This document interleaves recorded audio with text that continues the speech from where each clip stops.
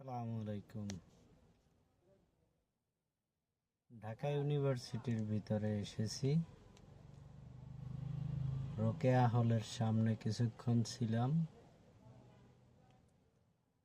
ওখানে এক আইসক্রিম বিক্রেতা বলল কোনো লোক নেই, বেচা কেনা কম। জিজ্ঞেস করলাম কেন? বলে বইমেলা চলতেছে অথচ মানুষ নেই। এর আগে নাকি হাজার হাজার লক্ষ লক্ষ মানুষ ছিল। খুব হাস্যকর মনে হলো, অথচ আমি গাড়ি পার্কিং করতে হিমশিম খেয়ে গেলাম ওখানে। এরপরে জিজ্ঞেস করলাম মানুষ নাই কেন, কারা নেই? উনি বলল কারা নেই বোঝেন না? এ কথা বলতে পারবেন না, কেউ শুনলে আমাকে মেরে ফেলবে।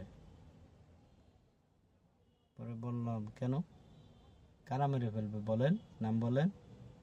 সে নাম বলছে না। কি অদৃশ্য শক্তি মেরে ফেলবে নাকি আমি চিনি না উনি চেনে, এরকমের খুব কৌতূহল হলো, কিন্তু উত্তর পেলাম না। আফসোস, কারা এমন অদৃশ্য শক্তি, আল্লাহ মালুম। আল্লাহ হাফেজ।